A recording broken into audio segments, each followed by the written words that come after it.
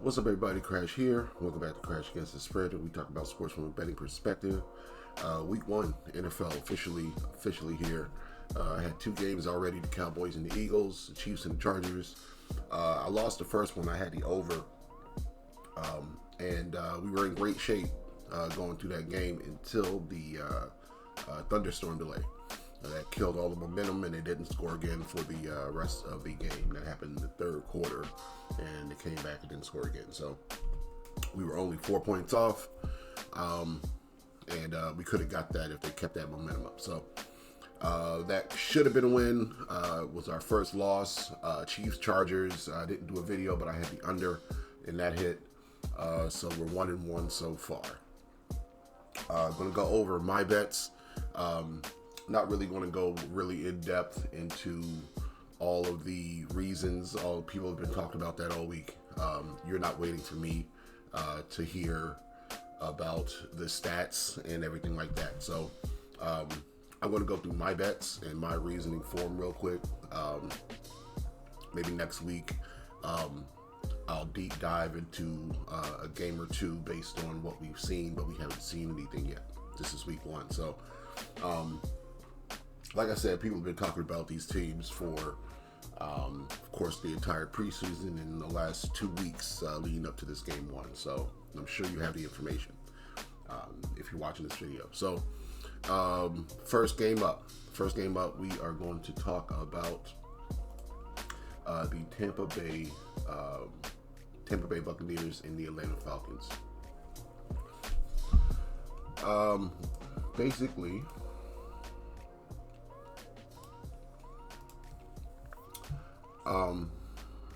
this game they have I have a close projection on. Projected score 25.7 to 25.1, with that being Tampa Bay favored. So the spread is 1.5 in a lot of places.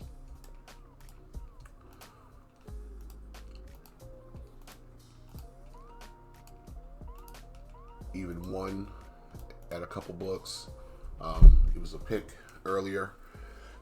It's a pick at Fanatics, basically. But what I think will happen in this game is I think that we got a second-year quarterback kind of playing his rookie season. A lot to prove. Bucks, Baker Mayfield, great season last season. Fits well with the Bucks. I think we're going to see some points. This is one of the ones that I'm not necessarily too sure about. 20 to 27 is a real possible score, so that's right there. If we see like a 20, 24, 28, I can see 31, 28 is a possibility. I just think that this is going to be high scoring rather than low scoring, and I'd rather be on that side. 47.5. I mean, obviously their score prediction is, a tie game, so, we're not really going by that, but 47.5 I think is a very good possibility for the over for this game. No clue who's going to win, though. Guess it depends on how the Bucks defense looks this year.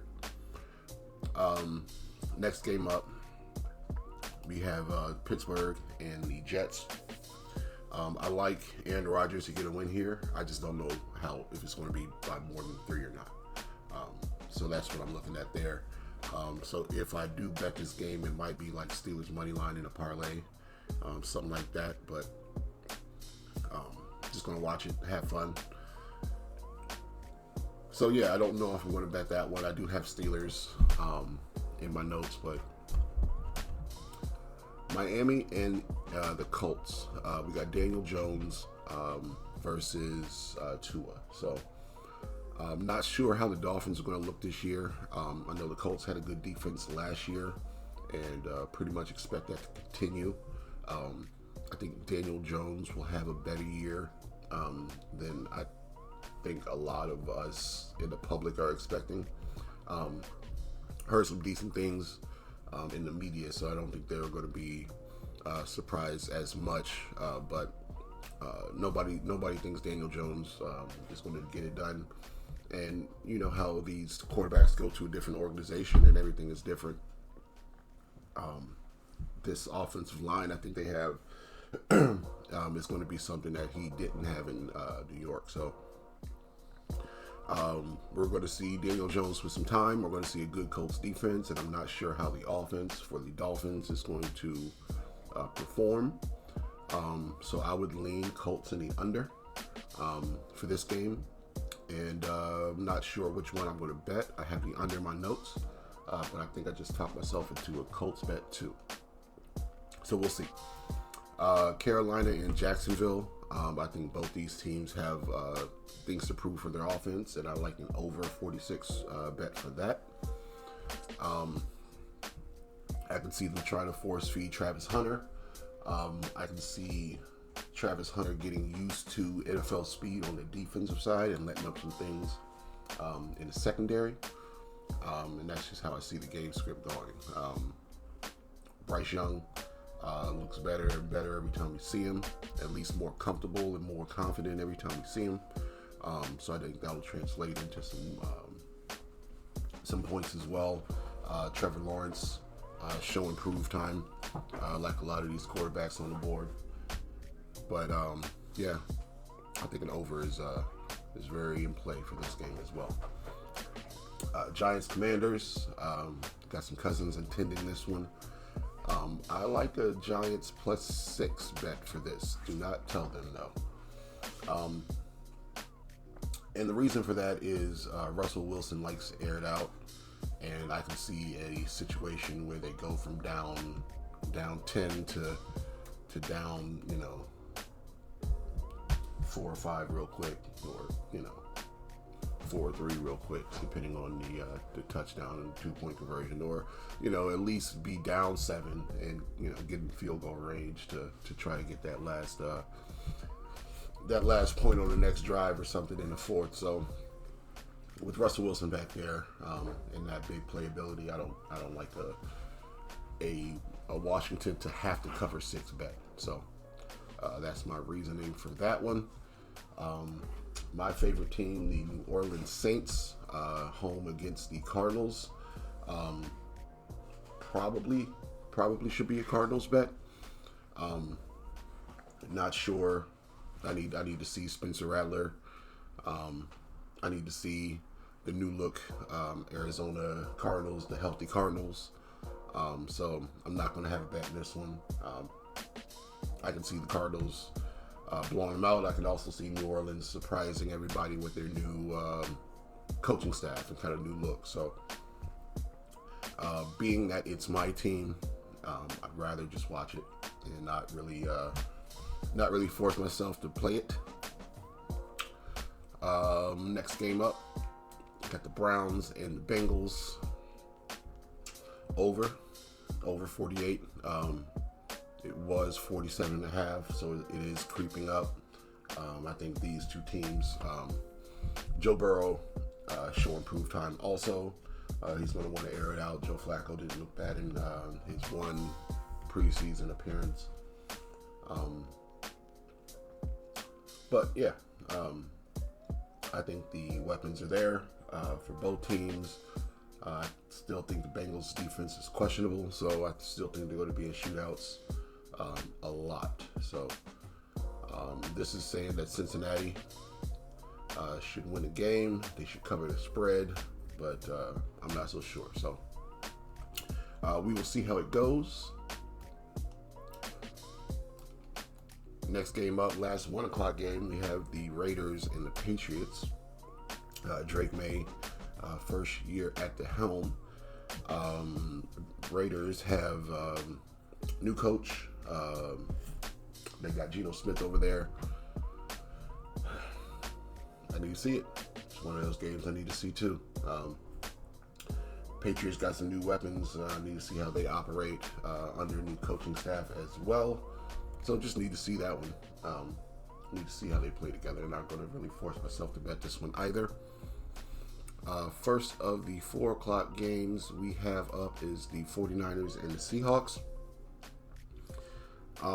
Over, maybe. That number's pretty low at 43.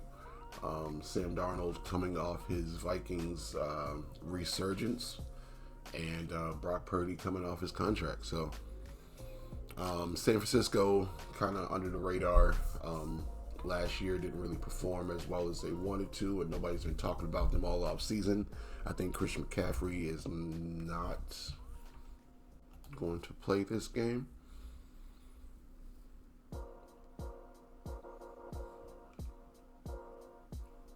This is a crazy amount of injuries.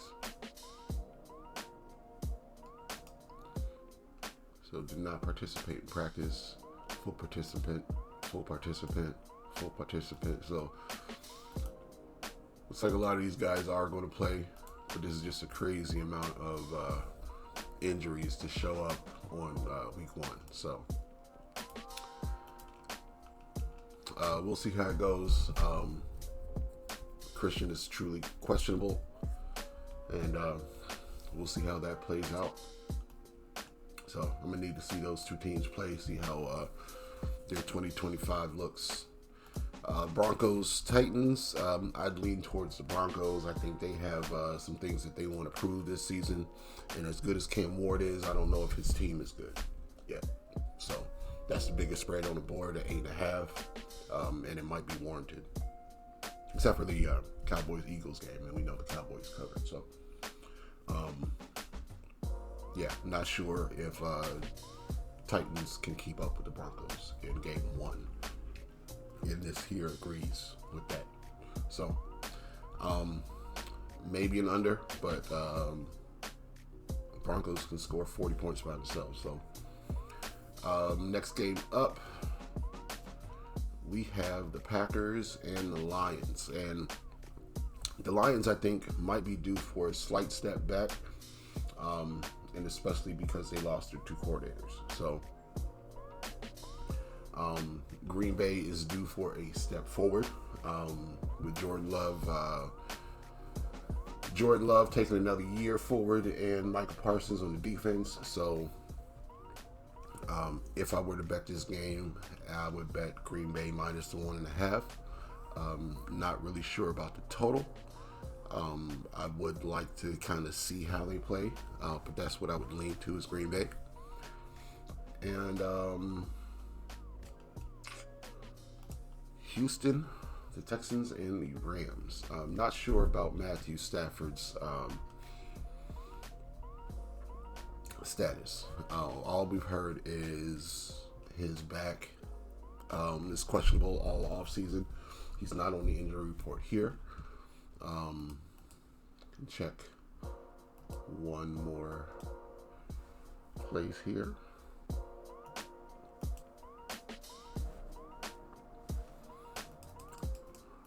Just see what they say.